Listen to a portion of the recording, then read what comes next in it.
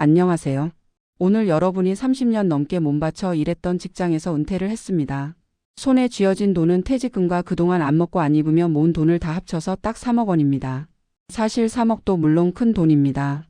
하지만 대부분의 은퇴자들은 이보다 훨씬 적은 돈을 손에 쥐고 나옵니다.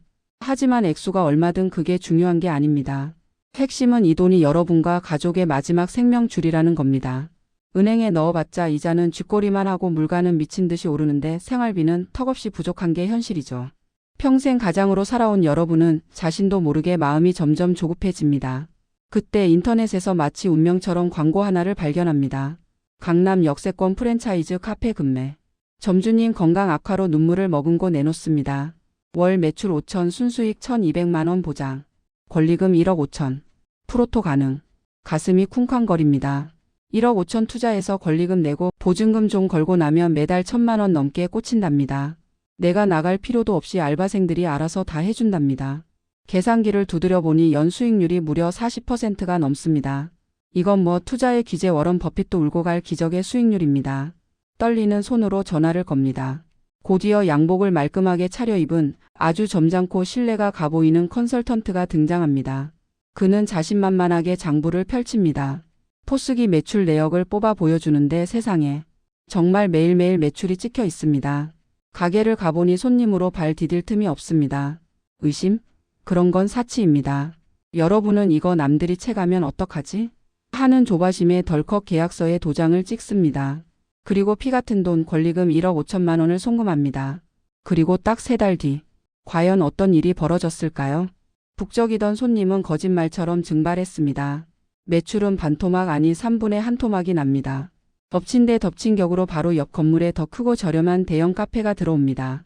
매출이 바닥을 치니 알바생 월급 줄 돈도 없습니다.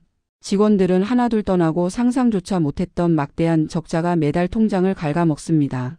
권리금은 고사하고 보증금이라도 건지려고 가게를 내놓지만 보러 오는 사람조차 없습니다. 도대체 여러분의 1억 5천만 원은 어디로 사라진 걸까요?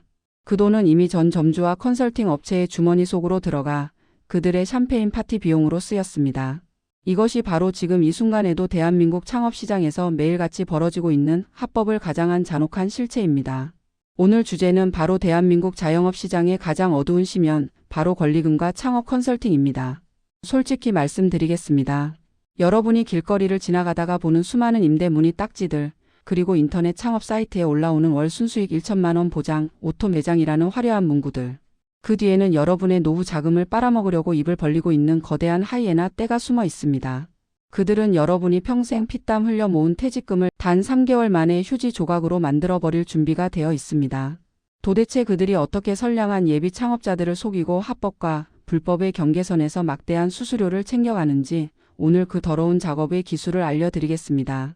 자, 이 판을 짠 사람들이 누구인지부터 알아야 합니다.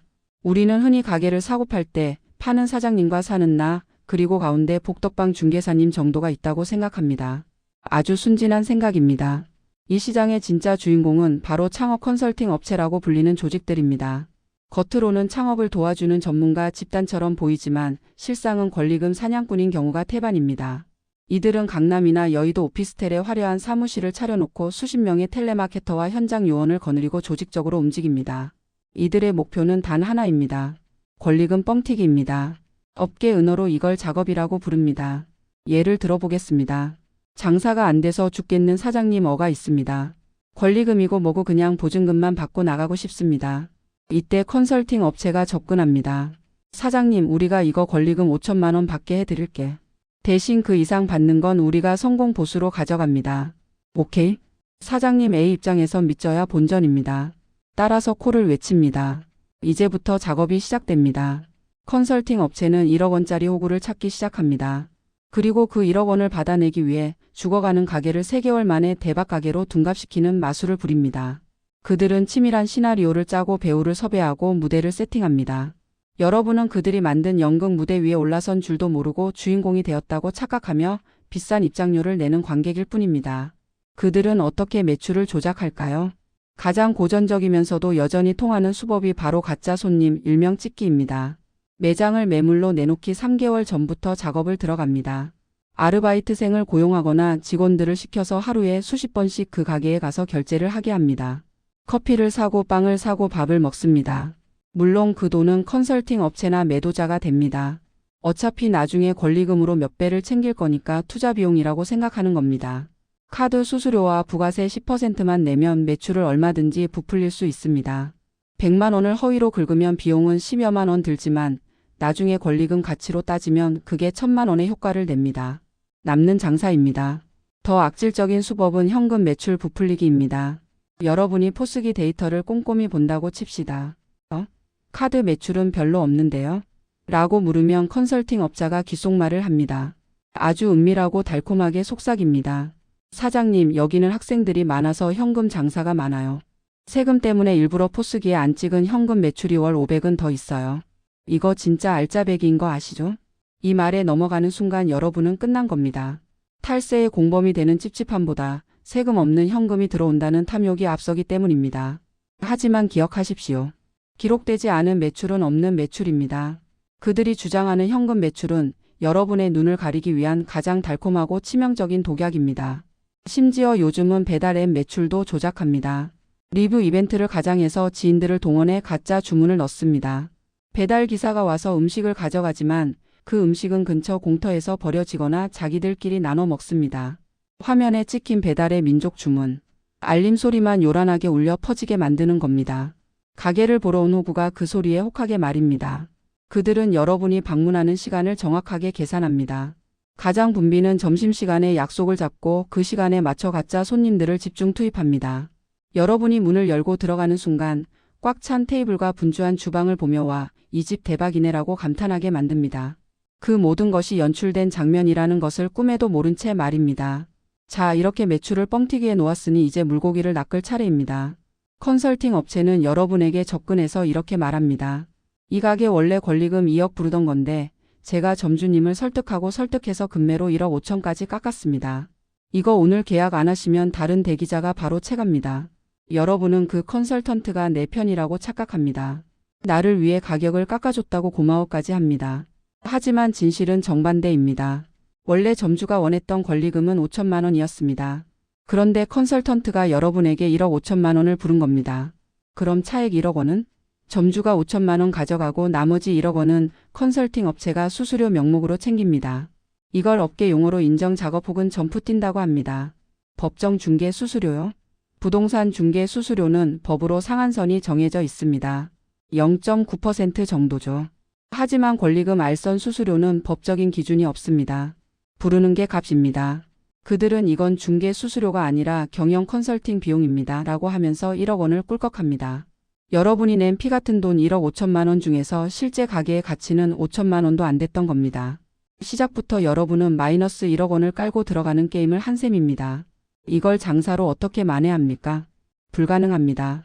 여러분이 하루에 커피를 500잔씩 팔아서 뼈 빠지게 일해도 그 1억 원을 메우려면 3년, 5년이 걸립니다. 하지만 그 전에 여러분의 체력은 바닥나고 가게는 문을 닫게 될 것입니다. 그들은 계약서 작성 단계에서도 치밀하게 움직입니다. 권리금 계약서를 쓸 때 금액을 뭉뚱그려 적거나 컨설팅 비용을 별도의 용역 계약서로 작성하게 유도합니다. 나중에 문제가 생겨도 법적으로 빠져나갈 구멍을 미리 만들어 놓는 것입니다. 여러분이 도장을 찍는 그 순간 그들은 사무실에서 환호성을 지르며 회식 장소를 예약하고 있을지도 모릅니다. 더 충격적인 사실을 알려드릴까요? 때로는 믿었던 프랜차이즈 본사도 이 카르텔의 한 축을 담당합니다. 대부분 푸차는 양도양수 창업을 할 때 반드시 본사의 승인을 받아야 합니다. 그런데 악덕 프랜차이즈 본사는 이 가게가 곧 망할 거라는 걸 뻔히 알면서도 아무 말 없이 승인해 줍니다. 왜일까요? 가맹비와 교육비 그리고 리뉴얼 비용을 한 번 더 뜯어낼 수 있기 때문입니다. 사장님, 명예 변경하시려면 간판 새로 다셔야 하고요. 인테리어도 요즘 컨셉으로 좀 바꾸셔야 합니다. 권리금 1억 주고 들어왔는데 본사가 갑자기 인테리어 비용으로 5천만 원을 더 내랍니다. 계약했으니 물릴 수도 없습니다. 울며 겨자 먹기로 5천만 원을 더 대출받습니다. 본사는 압니다. 이 상권이 죽었다는 걸. 전 점주가 왜 나가는지 다 압니다. 하지만 새로운 호구 아니 새로운 가맹점주가 들어와야 인테리어 업자랑 연결해서 리베이트를 받고 물류 보증금을 받을 수 있습니다. 그들에게 여러분의 폐업은 예정된 수순일 뿐 내 알바가 아닙니다. 그들은 여러분이 망해서 나가면 또 다른 호구를 받아서 똑같은 짓을 반복하면 그만입니다. 본사의 슈퍼바이저가 와서 상권 분석을 해준다고요? 그 분석 보고서를 웬만하면 믿지 마세요. 그 보고서의 목적은 여러분이 계약서에 도장을 찍게 만드는 것, 오로지 그것뿐입니다. 그들에게 중요한 건 여러분의 성공이 아니라 본사의 매출이기 때문입니다. 가맹점 수가 늘어나야 본사 임원들의 연봉이 올라가고 주가가 오르니까요. 여러분은 그 거대한 시스템을 굴리기 위한 소모품에 불과할 수도 있습니다. 여러분이 나중에 이 모든 사실을 알게 되었다고 칩시다. 분노에 차서 경찰서로 달려갑니다. 이거 사기입니다. 매출 조작했고 권리금도 중간에서 가로챘어요. 하지만 경찰관의 반응은 차갑습니다. 선생님, 이건 사기죄 성립이 어렵습니다. 민사소송으로 가셔야 해요. 왜 그럴까요? 권리금이라는 것 자체가 실체가 없는 무형의 자산이기 때문입니다. 내가 장사 잘 되는 노하우를 넘긴 값이다라고 우기면 할 말이 없습니다. 바닥 권리금, 영업 권리금, 시설 권리금. 이름 붙이기 나름입니다. 매출 조작?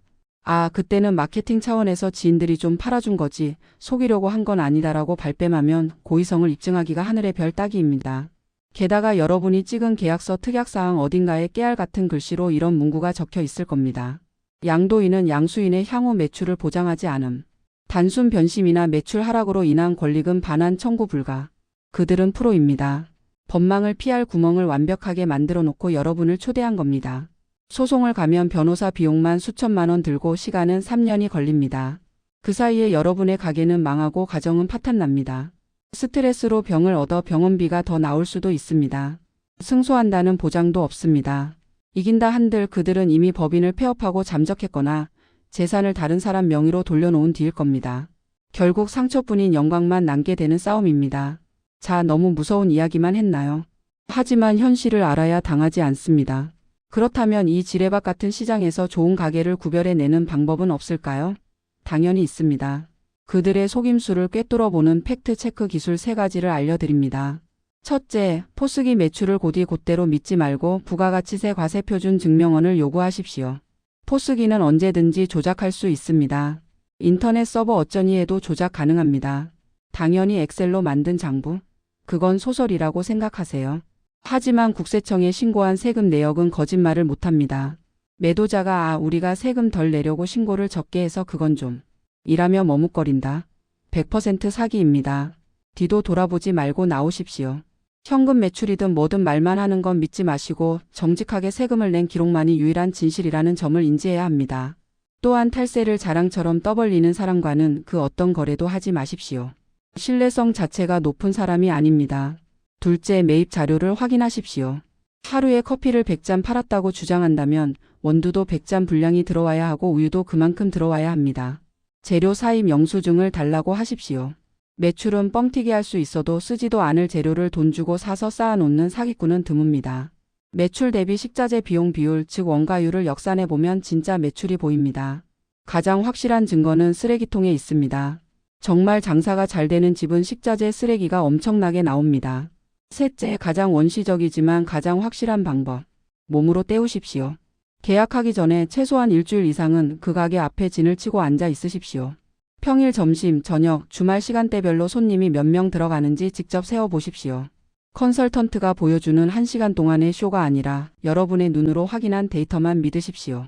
그리고 옆집 편의점 사장님, 앞집 부동산 사장님에게 음료수 하나 사들고 가서 나중에 슬쩍 물어보십시오. 저 가게 장사 잘 되나요? 주인은 왜 바뀐대요? 동네 이웃들은 모든 진실을 알고 있습니다. 아, 저기요? 주인이 3번이나 바뀌었어요. 들어오는 사람마다 망해서 나가던데요. 이 한마디가 여러분의 3억 원을 지켜줄 수 있습니다. 발품을 팔지 않으면 그 대가는 혹독한 수업료로 돌아옵니다. 이야기를 마치며 여러분께 간곡히 당부드립니다. 자본주의 사회에서 고수익 보장과 손쉬운 돈벌이라는 말이 붙어 있다면 그것은 99.9% 미끼입니다. 내가 아무런 노력도 하지 않고 그저 돈만 넣었는데 알아서 돈이 불어나는 시스템? 그런 게 진짜 있다면 그들이 왜 생판 남인 여러분에게 그 좋은 걸 넘기겠습니까? 사돈의 팔촌까지 동원해서 자기들이 다 해먹었을 겁니다. 권리금은 여러분의 퇴직금이 아닙니다. 그것은 앞사람이 쳐놓은 덫일 수도 있고 신기루일 수도 있습니다. 지금처럼 자영업 폐업이 속출하는 시대에 권리금은 자산이 아니라 족쇄가 될 확률이 높습니다. 누군가의 달콤한 말에 속아 노후를 저당 잡히지 마십시오. 계약서에 도장을 찍는 순간 그 돈은 더 이상 여러분의 돈이 아닙니다. 돌다리도 두드려보고 의심하고 또 의심하십시오. 냉혹한 머니게임의 세계에서 여러분을 지켜줄 수 있는 건 컨설턴트의 화려한 언변이 아니라 여러분 자신의 차가운 이성뿐입니다.